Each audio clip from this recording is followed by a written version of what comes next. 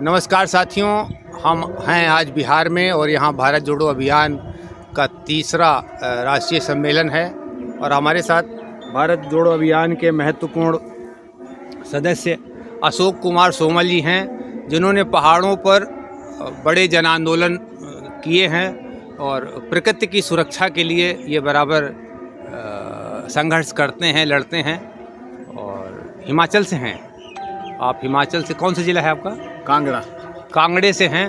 तो हम कुछ इनके संस्मरण जानना चाहेंगे जी।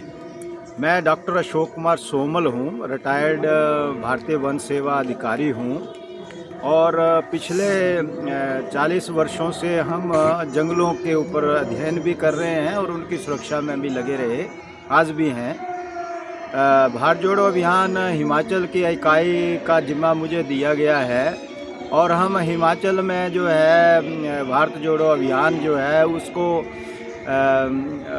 संगठन बनाने के प्रक्रिया में हैं। आज हम गंगा के यहाँ बेसिन में जो है पटना में जो है ये एक विद्यापीठ, बिहार विद्यापीठ है, वहाँ हूँ, यहाँ हमारा राष्ट्रीय सम्मेलन चल रहा है। तो यहाँ पर हमने हिमाचल के बारे में और पूरे हिमालयन प्रदेशों के बारे में जो है चर्चा भी की है। और आज जैसे कि देखा जा रहा है कि पूरा हिंदुस्तान जो है वो पानी में डूबा हुआ है, राजस्थान से लेकर ये दिल्ली और फिर यूपी और उसके साथ जो है बिहार और नीचे आगे तक और असम वगैरह लोग डूबे हुए हैं। तो ये एक तो प्रकृति है, पानी तो बरसना ही है, बरसता रहा है और ये समस्याएं बहुत पहले से रही हैं पर अब थोड़ी बढ़ गई हैं। तो मैं हिमाचल से शुरू करता हूं। अभी हाल ही में जो है मंडी ज़िला में जो है वहाँ हमारे पूर्व मुख्यमंत्री रहे हैं जयराम ठाकुर जी, उनके जो विधानसभा क्षेत्र है वो पिछले 30 सालों से काफ़ी उसमें विकास हुआ, जो आज की डेट में लोग विकास मानते हैं, पर मैं उसको विनाश मानता हूं। और मैं वहां कुदरती वन मंडल अधिकारी भी रहा 1998 से 2002 तक। और मुझे वहां के एक चप्पा चप्पा जो बात है जगह है उसका इल्म है।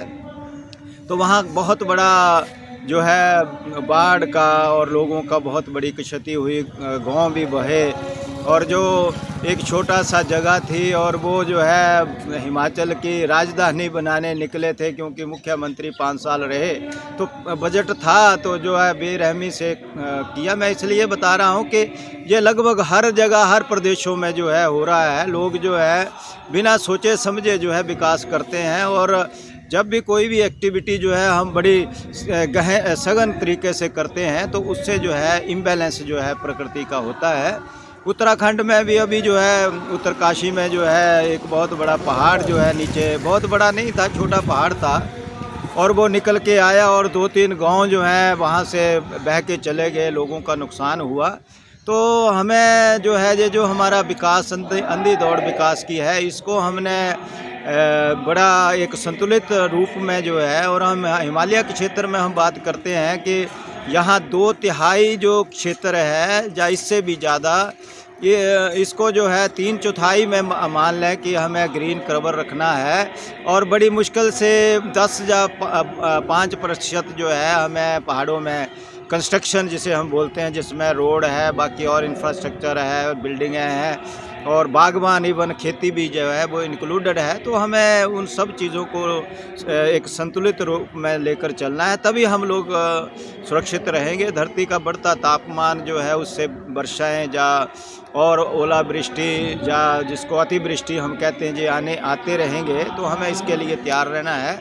आपदा का एक ही फार्मूला है कि हर आदमी अपनी घर की, अपने आसपास की, नगर की और शहर की जो है आपदा प्रबंध के बारे में पहले सोचे। आपका क्या अनुमान है कि जो आपका आकलन है कि 10% से ज़्यादा पहाड़ों पर निर्माण नहीं होना चाहिए, वो चाहे सड़क हो चाहे खेती हो, सब मिला के, बाकी 75% जो है वो पहाड़ सुरक्षित रहने चाहिए? बिल्कुल। उसमें अभी कितना आप समझते हैं कि इसमें अतिचार हो चुका है? ऐसे हिमाचल के बारे में अभी एक स्टडी हुई है, वो भी कितनी पूर्ण स्टडी है, पर उसमें पहले 8% तो जो है जिसको कंस्ट्रक्शन मैं कह रहा हूँ इंफ्रास्ट्रक्चर बनाया है वो पक्का है, उसमें पानी जो है मिट्टी में नहीं जाता है, तो फिर वो जो है पानी जो है वो रन ऑफ होकर निकलेगा, तो वो कहीं ना कहीं डैमेज करेगा।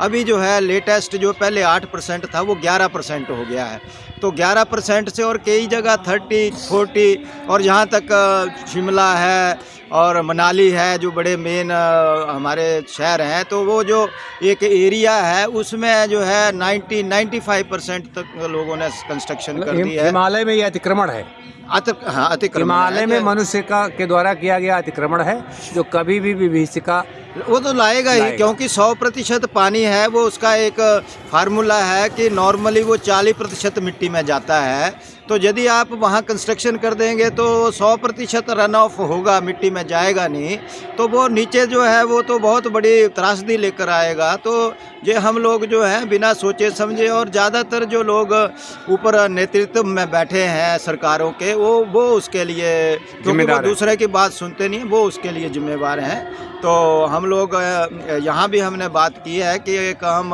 विकास का जो है एक वैकल्पिक जो रूप है, जब वैकल्पिक जो एक ढांचा बन सकता है वो हम अपने यहाँ भी शेयर करेंगे और हिमाचल सरकार को भी देंगे। मैंने कहा है यहाँ कि मैंने ब्यास नदी को अडॉप्ट किया है और उसकी एक पूरी जो है विस्तृत जो है अध्ययन करके जो है उसकी एक रिपोर्ट बनाई जाएगी और उसको भविष्य के लिए जो है हमें क्या करना है वो भी हम इसके लिए बताएंगे।